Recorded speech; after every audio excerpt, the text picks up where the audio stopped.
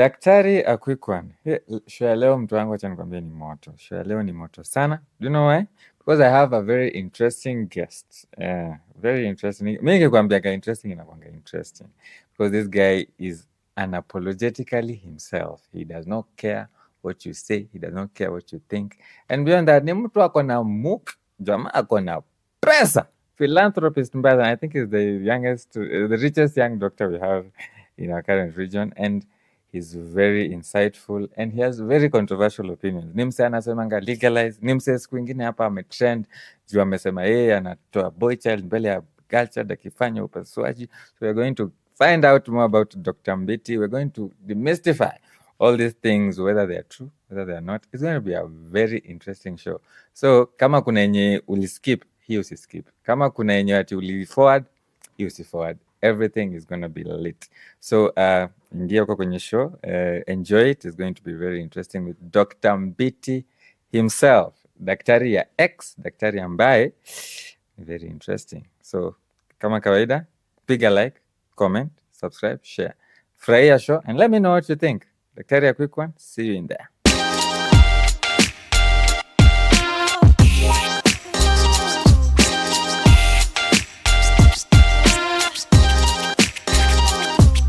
Daktari, a quick one. Karibuni tena to another episode of Daktari, a quick one. And as I told you, today's episode is fire con fire. Fire pon fire. Sababu tuko na a very exciting guest. Huyu kama umjui, I don't know where you live or where you stay, because this guy is one of the most famous doctors we have, young doctors we have in Kenya right now. And it's because of his social media activities. None other than Mr. Omusala, Dr. Mbiti, Mbiti Aid, Mbiti Fit, Mbiti something. Daktari, karibu sana. So daktari akikuwa. Yeah, thanks man. Nimekuwa nikicheki hii podcast. Of course I'll speak mimi msamta. Tu hapa ni I've seen doctors come here and they're very serious bana. At first I was like, hey, podcast are very serious people. But again, the other side of life. So I'm happy to be here. I've seen some good doctors here. Yeah. My seniors, my mentors. And you're doing a good job. Thank you, daktari. So that's why I didn't have any difficulties saying yes. Tokea mazee, muhimu, karibu sana. We always, I like to welcome, to have people who have just something different, apart from naendanga osina tibu wase kila siku. I also do this. Because we've been boxed in, and we were saying with Dr. Rain the other day, be you. I mean, don't let your career box you. If you like something, you like it. Yeah, be you. I think that's the problem comes from even our training. You see, I don't know about your school, but where I went to school, it was you have to move this way. There's this time to do exam, you must go and do this. And there's very little, by the way, there's very little in our medical. I don't know if it has changed, but our undergraduate curriculum, there was very little about being an all-rounded doctor. True. There was very little about being street smart. There was nothing. And so when you find ourselves, when you find doctors who speak, they find doctors who have decided to break that wall, like the Daktari was saying. So in fact, doctors are surprised. So me I see a lot. Most of my biggest initial critics are doctors. Initial critics. But with time, when you sit with them and you see this is how you're supposed to think, now they realize there's a problem. And then it's most of these critics. They have what we call reaction formation. It's not that it's a kind of defense mechanism, very common in doctors. It's not that they don't like it. It's because they cannot do it. And so they start hating it. They start hating it. You see, like now, if you are a doctor and you can't go and just sit there and have a nice whiskey and post, you're holding your, like what Rain does. So most people do that. But they can't do it because of whatever reasons, whether it's job, whether it's you are worried about this reputation. So what do they do? So they react towards that. You're an embarrassment to doctors. You are an embarrassment to the profession. Yeah. And I've seen it with that story you were talking about of twins. Yeah, Daktari, you Yeah. decided Banati, boy child is more important than girl child. Yeah, but I've never talked about that story. I would tell us because, like, actually, coincidentally, Juicy, I was just at work and we were talking about the podcast with some colleague, and he just randomly was like, "We should call that doctor who removed a boy Yeah. before a girl." And I Yeah. didn't even told him you were coming, and he was like, Yeah. "Allah, we've already planned it." So, You see, yeah. that was a very interesting day. Because for me, we're talking about clinical practice and my satisfaction in medicine is, even from undergraduate, even going to med school, I was not really passionate about med school. Oh, I go to med school because my mom is a nurse, she's still practicing. So you have gotten these results, you have scored, and I scored a very strong A in the newspaper. yeah. Press has come. So deep down, I wanted to do technology. Okay. I wanted to go outside the country. So on the backside, I'm doing these American applications for schools. I applied to UK. I remember I got admitted to University of Manchester. That's after KCC. After KCC. So I'd applied to University of Manchester. I'd applied to UPenn, University of Pennsylvania. For IT things. Yeah, and Stanford. So I got actually 2 admissions. And then there's this letter that came from med school in UN. So you choose med, actuarial science, law, you have just passed. Yeah. And so my parents, so my mom was a nurse. She has, at home I've always treated, there mashinani, if you're a nurse, people come to your house. Oh yeah. Madhe akona stitching set, nishikie ma spirit. So ulikuwa assistant. So nilikuwa assistant. So ananiambia nipatie hiyo. So when I was in primary school actually. Yeah. So I grew up in that, or people in the village, mtoto anakohoa, that's what happens. I remember very many times tulikuwa tunaamshwa usiku at night by neighbors, mtoto wangu anakohoa, twende kwa daktari. So my mom, the nurse. So I grew up in that that medical. So when it was time to go to med school, so I was young, I was 17. So you are told, no, don't go to abroad when you are young. You'll go after your undergraduate, people have gone there and shit has happened to them. Kuna mtoto wa nani alienda US ajerudi bangi. They'll always tell you those scary stories. The few bad things. Yeah, and their parents, they are worried about you. True. That is another thing about our parenting. So now I was forced now to let go of these others and join med school. So not that I was very passionate about it. And so when even throughout medical school, I was not the type who would go to ward rounds. I knew I was actually very common back then. So I started discovering some good part of my undergrad, even anatomy. I would not go the whole dissection. So I will do other things. So if you're giving me anatomy, I'll be more interested in the other side of it, not just the cutting. How is this relevant? So why am I spending? We used to have 7 to 7 p.m. Like this thing must be it must be beyond just cutting someone. It must be beyond blood vessels. So like it was just a necessary thing that I've always felt actually that I've been wasting time. Even now I feel I waste a lot of time. The whole med school. And that's why you find in med school we got into other activities. This friend of mine is called Sydney. He's back to med school. I think we'll bring him. He'll give people who are him in undergraduate. And then he left med school to do tech. Then he came back. And then he's back in. So he went back to med school? Yeah, so with him, in him second year, third year would go outside, in UN you have a place called rigidity where there's just internet access. I think, there was a time we were talking to Dr. Florence. I don't know if you know Dr. Florence. Was she in your class? She's very famous on TikTok. She was on Dr. Florence. Yes, she's my very good friend. Yeah, she was my classmate. She was your classmate. Yeah. We talked about some guy who at some point on X, all those doctor conventions we have on X, and he had commented. Is his name Mike? I don't know if it's Mike. He had commented. We mentioned him. I was like, there's a guy who dropped out in third year and came. He's doing so. But it's first year, second year, we're now doing other things. There's a platform called Vospine. In UN, used to have UN Innovation Week. So we're going to present. We have developed a website. Oh, you started that early? Third year, I think it was third year. That was quite third year. We were in 2014, 15.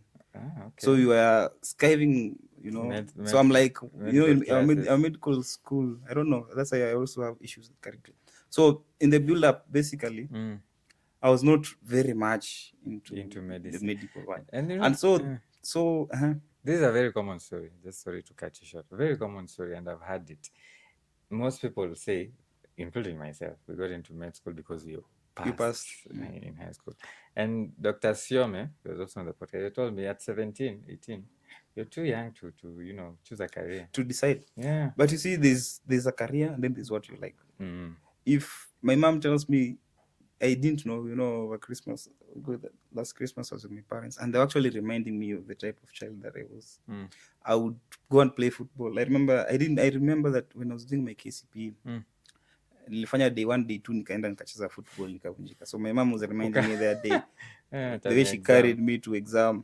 And I remember, so I was not the type that was just worried. I've never been worried about G school exams. Academia. You'll not even know that I have exams. That is G, I'm isolating.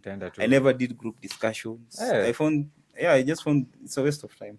You'll never catch me in a group discussion. You'll never catch me at a med school. Yeah. In fact, med school, I never went to any group discussion. In fact, I used to finish my exams. I never spent more than 1 hour in an exam. So you are some sort of genius. So it's just I don't know. It's just that for me, it's just one of them. Something that will cause me stress. It's something that I'm really passionate about. So med school was just, I have to do this. By the way, I have to do this. So it shouldn't really disturb me per se. But so even when I finished med school, mine was to find a way to live. Yes, to live.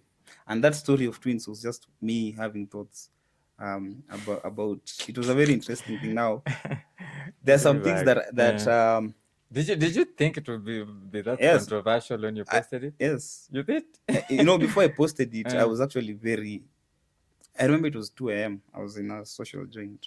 It must have been Friday heading to Saturday, one of those Friday nights. And when I go to these joints, people think I go to these joints and I don't drink much. It's really Daktari. You see, I'm very light. I go out a lot. People think I drink a lot of alcohol.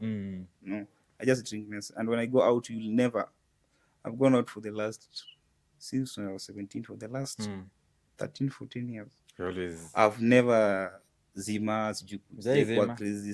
all these times I go out, you'll never find something. You've never been rowdy. No, you'll never find crazy stories about me at least.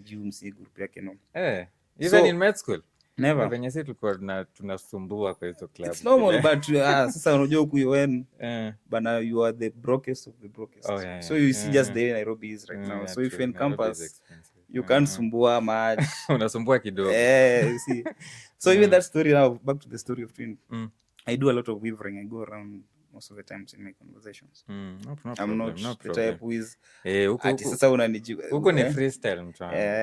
So sometimes people might think I won't say and why no. But the story is, so everything that I used to do the clinical, and if you look at my ex that back then I used to give a lot of stories. Today I have this patient, especially in maternity. There's this man, diabetes. You see me take a diabetes, and I was just giving my story, which doctors don't do, by the way. Doctors don't do. In fact, in that X, I'm the only one who does that, who used to do that consistently, and that's how people got to know me as a doctor, by the way. Because I would sit down and give a story that is relatable. I would talk about the deaths. There's a time I remember when I got to interact with Dr. Rain on X. If you go to my X, there's this day there were three preterm babies. Okay. And we used to have and what was I've even forgotten the name. We used to have a neonatal unit. That's where you used to practice. Huh? Yeah. So a neonatal unit, like where preterms, those incubators and things. So it's a hospital in Bungoma. So these three preterms were born, and we don't have anything. The oxygen prom is just one. No, different. Different you have that busy night. In one night. Yes, in one night. So you used to have to oxygen. So there's an improvisation that we did. We created something like a cross pipes. Yeah, There was one oxygen tank. Yes. So we had So to improvise. improvise, and I took that photo and I narrated a story, and and then so people are like, yeah, good job. So you come to realize that, another thing I realized, so for doctors, when you go, it's a very emotive profession. In fact, that's the controversy about it. They say it's and I think the reason why most doctors shy away from even talking about their expressions and experiences is that because it's perceived to be a very sensitive thing. But how will people take it? But you see now, the problem that I have with doctors, and that's why I say that's why doctors come at me. If you ask someone why do you dislike, if you ask another doctor why you dislike this doctor, what will they say? They'll say it's controversial. Anatuharibia profession, anachoma. Yeah, there's a guy, a senior doctor in the Ministry of Health. My friend was telling me, the doctor was asking, is this doctor normal? But you see, let's ask on behalf of others. Are you normal, Daktari? You see, now that is the problem with doctors. We are very shallow, and that's why I blame our curricula. Our curricula does not. If you go to the X side, if you find yourself on the Twitter space of the American doctors, bro, if you just go to my timeline and you'll see some of my retweets, bro, doctors think outside the box. Doctors in there, because now you see that is the same reason why it is an emotive subject. It's the main reason why doctors should be winning anything online about healthcare. Exactly. We have left healthcare for socialites. And you see, even when you talk about the Uganda guy who was talking about doctors are not supposed even to bash that guy. Do you know there are doctors who are bashing that guy? And the doctors that bash him is, somebody will come and say, and that's my issue. It's an emotive thing. And that means you have advantage. That is the psychology of social media. Bro, social media, you're just feeding people dopamine. Yeah. The right way. So you have the leverage that you're in the profession that is highly emotive. It's highly sensitive. It's very technical. And you're among the few blessed people who understand, to have that opportunity to explain these things. So most doctors, and I call them Nairobi doctors or uptown doctors. We don't think deep. Nice. The ones who we see those people because you have to impress the patient. You see, now, and that's why I blame also our school, our training, because these doctors that taught us were very rigid. Their word was not questionable. They were. If you don't do A, you don't do B. It has to be a certain way. You can't, and that's why you see those doctors. None of them are in the political scene. And I always say on this podcast, and thanks for bringing up that point, the political scene, and all these doctors viewing themselves as very special, that they don't want to get into the muddy field of politics. Wanna isolate, and that's how we ended up being devolved. Forget about devolution. You see, that's how our healthcare system is disintegrated. It is. You see, that's why people are bringing jokes in medicine. You can do CO, neurosurgeon, CO plastic surgeon. You see a lot of schools coming up with funny curricula because we have allowed a lot of jokes in the profession. That's true. And the reason why we allow jokes is you can't speak anything political. I think I like my life because I'm autonomous. I used to tell people that day, you cannot fire me. You're free. Because you have come for my license. Nothing happened to my license. I can go to that board and defend what I was saying and give you, actually enlighten you. Because now that point, I was coming to that point of transfer.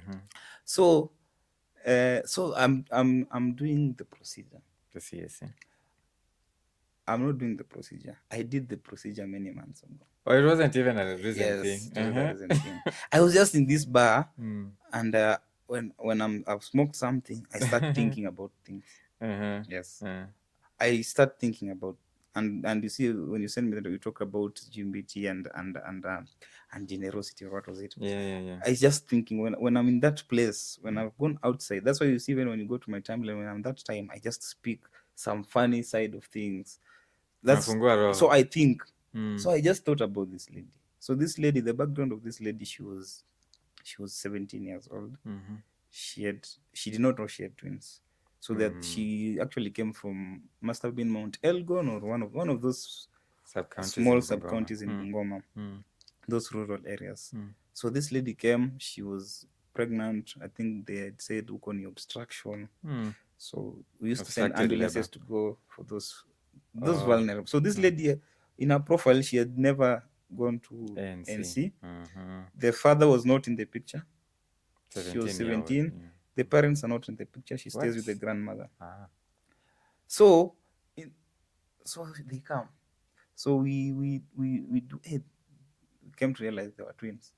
She didn't know during the antenatal. She had never been even to the no referring ultrasounds. facility didn't have an Practicing ultrasound. in those places was ultrasound was something foreign. We used to fight with people for you to go and do ultrasound. Your wife is in an emergency. So this one, there's no husband, there's no father, mother, there's just the grandmother. And so now even the ultrasound, I had to actually pay for her. Because now you can't explain to a grandma, oh, this ultrasound, this whatever. We had to register Linda Mama there and there. There was no Linda. She didn't have shit. So I remember that patient, I was on call.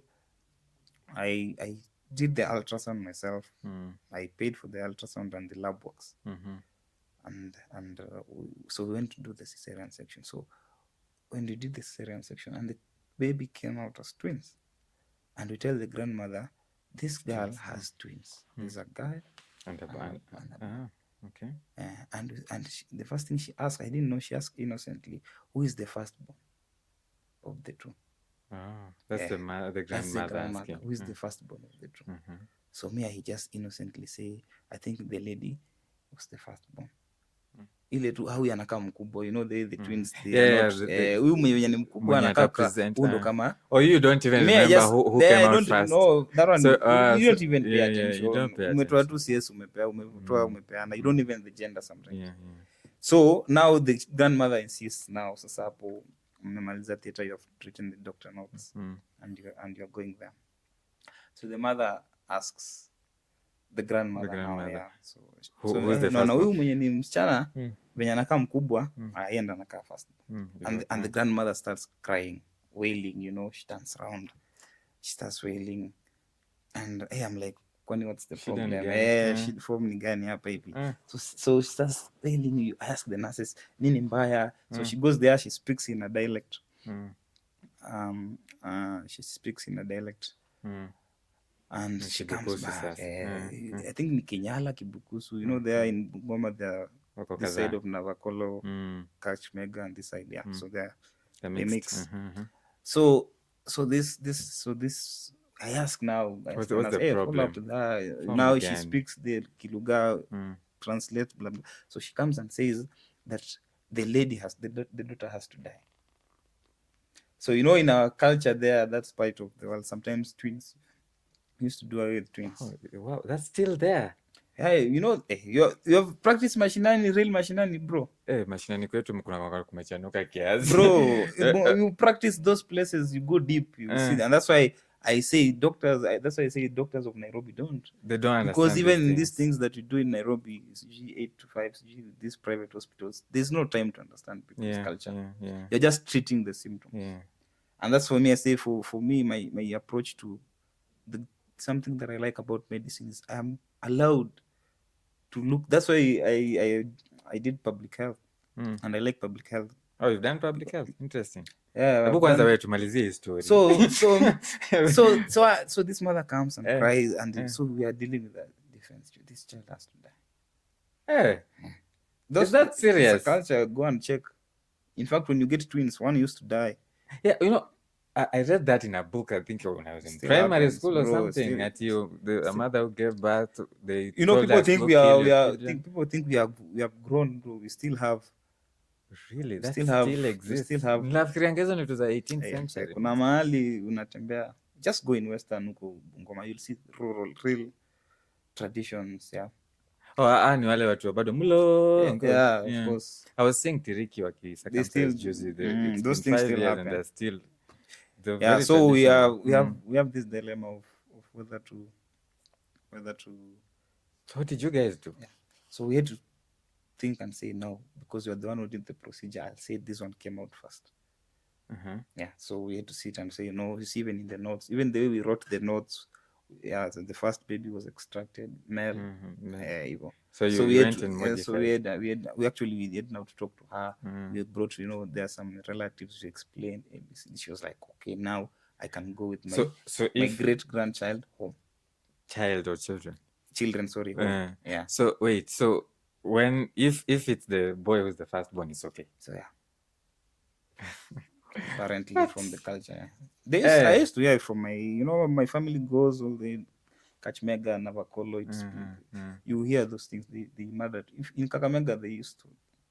Some of them even still threaten to do that. Yeah. Na venye ulipikwa doc. Kumbe hata So wewe you ndio see ulikuwa now. hero kwa hii story. So that's what I'm saying. And that thing I did actually. There's a guy of mine is called Odek. He's a medical blogger in the US. He told me, Doc, I don't understand what people are coming at you for. Yeah. This is a very interesting medical story. Yeah. Bro, this thing was published in California, medical. Really? You write a story and you see now you bring it out. This actually, so me doing that was actually, and you see if you read that tweet, was very intentional. I decided to remove the boy child first. That was actually me thinking that this is a cultural issue. Yeah. And there are so many demographics about this patient. She's 17-year-old. The father is not where, the impregnator is not in the picture, the parents are not. So you're bringing the social determinants of this patient's presentation. Yes. Now we don't treat social determinants in our hospitals. True. Yesterday I was speaking in my show that I've never taken a shilling from any patient. Never. Hata ile you are giving me, because for me it's medicine is more than just making money from patients. True. And that's how it's supposed to be. But is it though? Because the doctors again have to earn a living. And today actually you bring out a very interesting point, in this issue of venye tulifunzwa. Today I was talking to a psychiatrist. We probably will teach you at some point, now that you're in school. And she was telling me, for her, she finds it very difficult to run her own clinic. She's opened 4 and closed all of them. Yes. Because she has that royal room. I already saw you last time, so don't pay consultation this time. We have these free medication samples. You just take them for free. You don't have to pay. She ends up closing. And that's, medicine, well, it's supposed to be accessible to anyone. It's a human right, but can we were discussing with my friends. We opened 2 facilities. Yeah, this franchise. Yeah, franchise. But I closed it, and we were talking with him. One of the reasons, just like Daktari, one of the main reasons we closed that hospital is because we were not business minded. We were not business minded. You have to be ruthless. I can tell you every hospital, all this, I know these guys who run these private hospitals, they are very ruthless. You have to, you must do things, for you to survive. You work in this private casualty. Yes. And stabilize and refer. Yes. That's what they tell you. Sometimes insurance, stabilize and refer. And when you find a good insurance, make sure you try to admit. Yeah. And when you have admitted, they make sure they stay 3 days. Admit twice. I used to hang out with people, they work in this private hospital because they will come to my house. Now I've always lived this free life. I don't want stress being in hospital. So they will come to my house and they will come and say, tumetoka kwa oppressor. So they've come to play PlayStation. So we used to call the employer oppressor. Like it was normal. Sometimes they sit in my house and they complain about the maids. Medical director, whoever. It happens. Leo amefanya nini? It happens. So venye wamelazimishwa kuadmit, venye they added something and they admit, venye wamezushiwa they discharged the patient too early. You see? Yeah. So those are things that I was doing a tweet yesterday and I was telling people there is no private hospital that survives in this country without doing those things. Yeah, it's true, and it's very annoying. If you practice there and you have that intention of just treating patients. Now it comes to the other side of, I was taking to before I would bash employers, you are not paying doctors. Until I became one. I closed the hospital with 6 months arrears for people. Salaries. And yes. And even sometimes, some of them even have gone to sue me. I don't have money to pay. In fact, the last 2 months before the 6 months, I used my own money to pay you. Yeah, so I cannot go broke sustaining this because you have to pay, even insurance disbursing your funds. Yeah. So it's a challenge. Yeah, and it's a big challenge. And as we were talking to Daktari, because she's the psychiatrist, she's a lecturer. she's a teacher, and I was telling her, you guys never taught us entrepreneurship. Mm-hmm. I mean, for us, entrepreneurship was a 3-week course. 3 weeks. Now, we were taught by some guy who had just finished studying economics. Like, It's a side thing. yes, he's just like, he I was was looking even at- younger than some of us. I was looking even at, in school, Mm. community health. This it was the course we take lightest. Yeah, exactly. Followed by psychiatry. You'd say this thing, and you see that's where everything is. That's where people. I know. That's where when you are 60, 70 years, you have arthritis, you can still practice. Exactly. I was looking at it before I went to do surgery. I was like, hey bro, what if na hiyo maisha yangu siku moja nivunjike miguu? What if na hiyo maisha yangu sina mkono? I was actually I look at adverse sides. We doctor, you remind me of Daktari. We talked about that. We were like, medicine is so limiting in a way that if you lose your hand, my friend, imagine. How will you palpate a patient? So you're going to do surgery. How will you type? Yeah. As when before I went to school, there was ENT, there was this psychiatry, and there was obs scan. Those are your options. I was actually I have the admission letters, and then I was like, bro, there I live the first life, bro. I live life on the first lane. And there's a probability that by the time I'm 60, bro, ndakuwa na arthritis. Mi na nihilist mpango. Naweza kuwa na heart attack. So I want to do something that you can still practice. That if by the time I'm 60, bro, I can still make money. Even just by seeing me, you see hope. Exactly. And that's why I realized psychiatry. I chose psychiatry. It's very interesting when you talk about mental health. And it's a big thing. Psychiatry, I mean, mental health currently is such a big thing. From all the way from young children. I mean, I was saying, was it this 9-year-old? Yeah. And the parent is like, this one has anxiety. Yes. I'm like, okay, how does a 9-year-old have anxiety? What are they anxious about? And you see, that's the beauty about psychiatry. Yeah. That's the beauty. I've just done a post now. I think maybe I've not seen it. So I look online and I see I'm into digital health. Digital health, that's AI, machine learning, that side of health. I'm into public health, preventive, blah, blah, blah. And then I'm into psychiatry. So whenever I look for something to do, I don't like being out there. In fact, I like that most of for example, our classes are online. You just go to see patients. So I don't like doing a job that I'm going to the office. You like working from home? Sometimes I wake up at 5 p.m.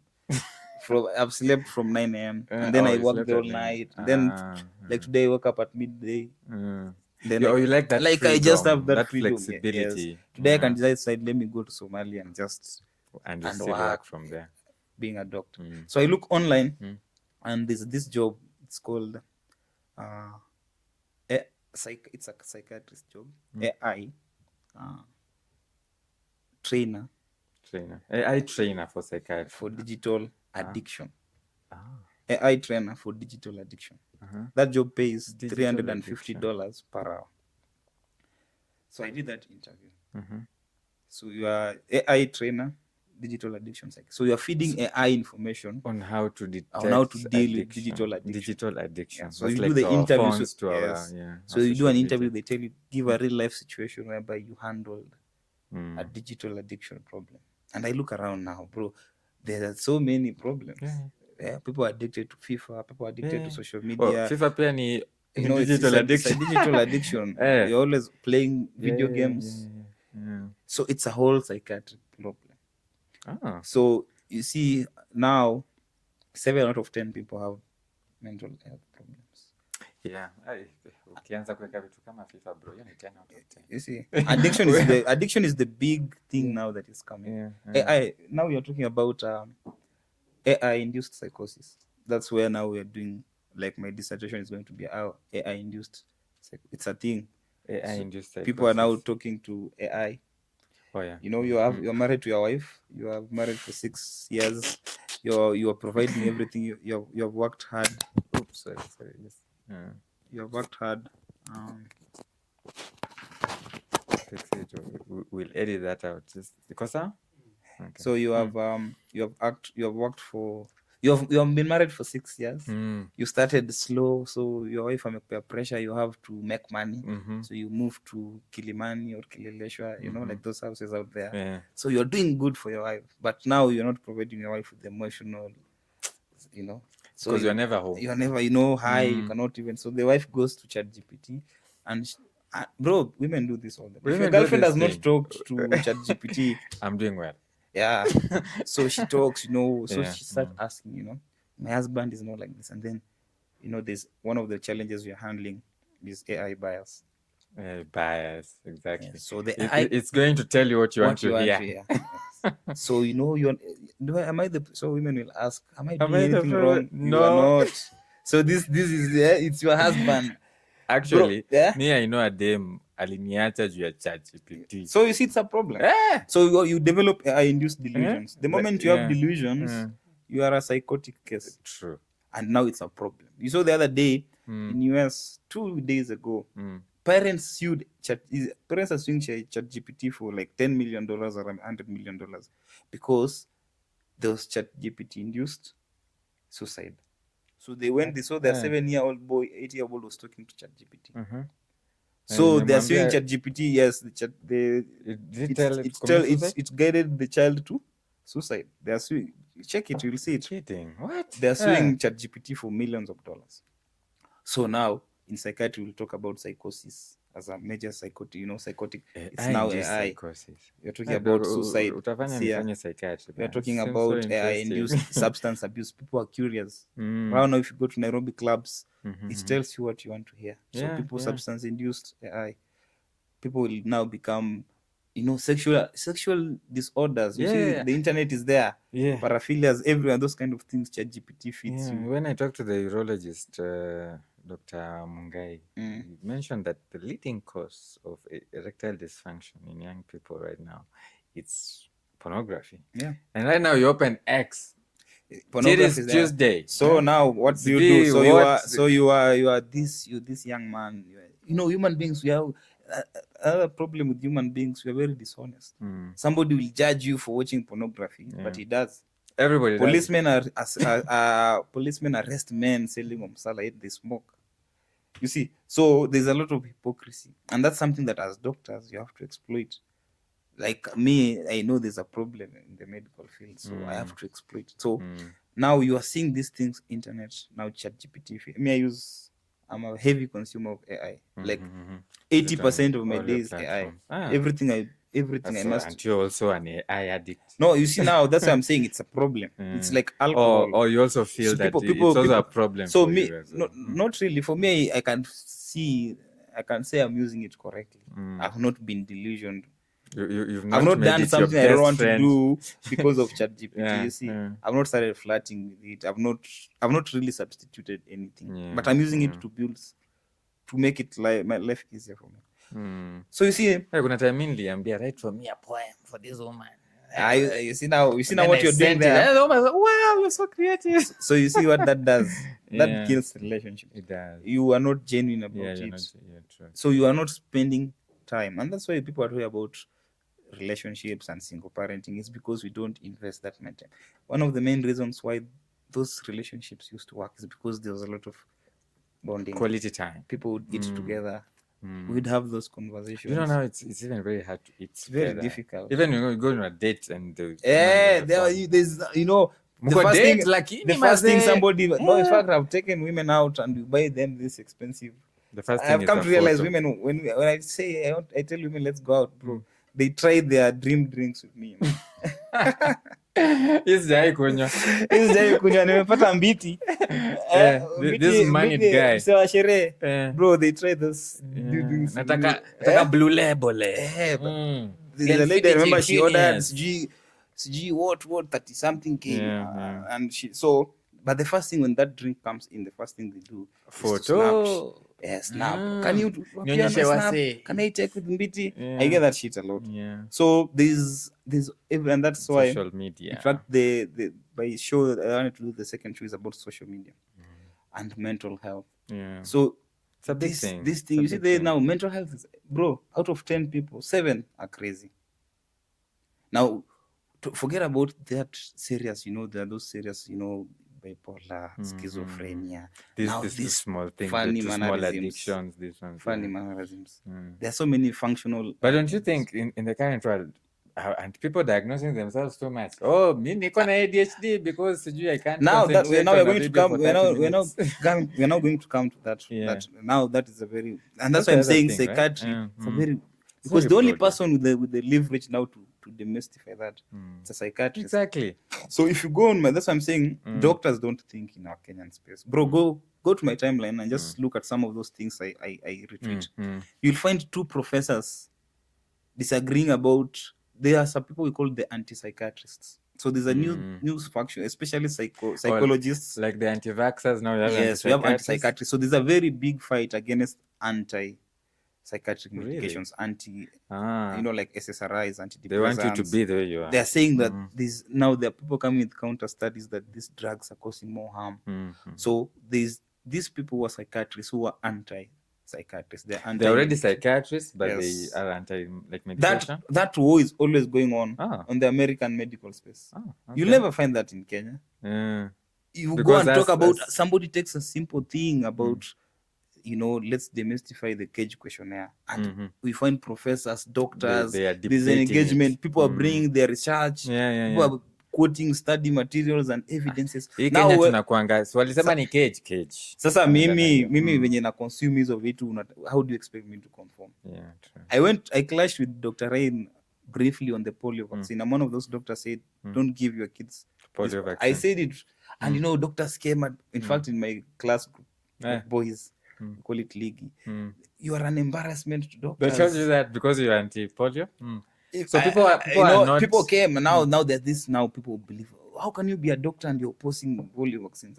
I told them that shit will kill your kids. I was actually what made me say that? Because these people knocked on my door, and I looked at the people who were administering that vaccine, and I was like, hey. Oh, they came to your home? Yeah, they were knocking door to door, looking for kids to vaccinate. I just told people, don't give people those vaccines. Don't give it. Because there are so many things. You look at the person, how they handle this thing, what are their qualifications. It's like just MOH took just some random people guys to administer. 2-3 months later, you saw people are dying in the same polio vaccine. There was even a statement from MOH. That there's a lot of adverse effects. Yeah, true. I told them, I told you, I'm not anti the vaccine, but I'm for science. I'm a clinical researcher. I'm a Harvard-trained clinical researcher. So I understand the importance of doing the proper things the proper way. You see, the proper way. I can actually question. Give me the studies. Yeah, exactly. And people don't like being questioned. Bro, you can only people are stuck on this thin and narrow. Lazima iko hivyo. You see, you can only question, and that's why for me I always say that's why I read a lot. I go to school a lot, because for me that is my only defense. I can argue with you based on evidence. You can take me to court. That's why everything I do, people say you will come for your license. I'm not a stupid guy. If there's someone who understands ethics, it's me. Yeah, I understand what medical ethics is. Yeah. So if anything that I put out there, number one, just know I can actually defend. You can defend whatever. And I've thought about it, and there's actually evidence about it. So the problem with doctors, we assume we know too much, and we are not humble enough to want to learn read. More. Even in your experience, when you meet a patient that is informed, you'll say, patient anajifanya anajua. Patient or Google, Yes, but you see, in the American space where you work with these patients, they actually sit down with the patient. And you discuss. For me, actually, I find those patients interesting. Neither sometimes, maybe they have a bit of knowledge is a bit wrong, so you just redirect them. But you see, and you discuss. But some people don't like it because they are being challenged.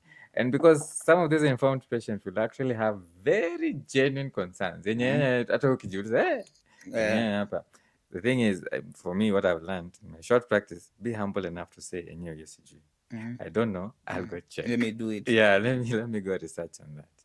But let's circle back. This thing of what you put out there. You are pro legalizing this thing. Yeah. Daktari. And you're in psychiatry. In my experience, in my experience, what I've seen when we were doing psychiatry, especially drug-induced psychosis. Yeah. Alafu huko kwetu, me I'm from Luanda, mtu wangu. Yeah. Hey, Luanda unajua ilo msala huko inakwanga the real thing.